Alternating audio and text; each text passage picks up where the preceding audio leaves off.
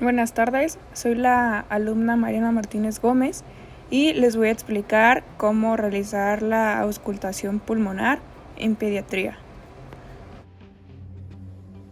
Para evitar sonidos externos y lograr una mejor resolución auditiva, la auscultación pulmonar debe de realizarse con el tórax descubierto, idealmente en un ambiente silencioso y con el niño tranquilo,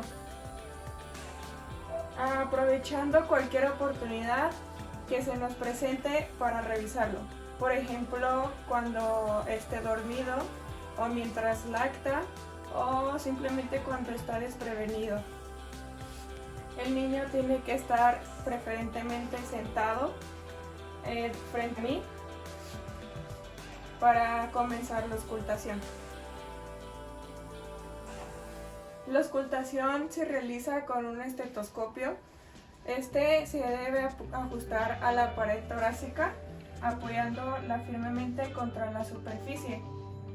Se debe usar una membrana pequeña o la campana para lograr una mejor precisión de la zona auscultada en los lactantes y menores, así como evitar obtener sonidos artefactos externos producidos también por el roce de las costillas. Al igual que el resto de la exploración pulmonar, como la percusión, debemos de ser sumamente ordenados y meticulosos, recorriendo la totalidad del tórax, es decir, por delante, costado y por la parte posterior, sin olvidar las zonas axilares, dado que cada uno de los lóbulos pulmonares tiene su proyección en distintas regiones torácicas. Comenzando con el tórax anterior, al igual que los demás planos, este debe de ser de manera secuencial, en forma de zigzag y comparativa entre ambos hemitórax, en zona paraesternal hasta las bases pulmonares. Continuando con la parte lateral, que aquí debemos de ubicar la línea axilar media, la línea axilar anterior y la línea axilar posterior. Debemos de comenzar desde arriba, continuando hacia abajo, siguiendo con la línea axilar anterior y la línea axilar posterior. Recordemos que esto se debe hacer en ambos hemitórax. Y por última instancia, el tórax posterior.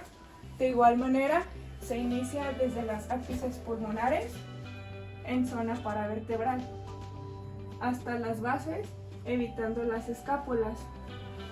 Y para la auscultación de las bases pulmonares son indispensables las respiraciones profundas, las que se logran al pedirle a los niños que respiren como perrito cansado o que soplen una vela. También tenemos de tener presente que podemos escucharla en medio del llanto, ya que se intercambian inspiraciones profundas, las que podemos aprovechar para completar el examen. Por último, los ruidos respiratorios se producen por el flujo de aire a través de la vía aérea y habitualmente se escuchan fuerte en los niños debido a la delgadez de la pared torácica. Normalmente se escuchan 3 ruidos diferentes según la zona del tórax que auscultemos. Estos son el ruido vesicular o murmullo vesicular, que son aquellos que se escuchan sobre el tejido pulmonar normal, lo que corresponde a la mayor superficie torácica, que en este caso sería lo que se encuentra en el círculo amarillo.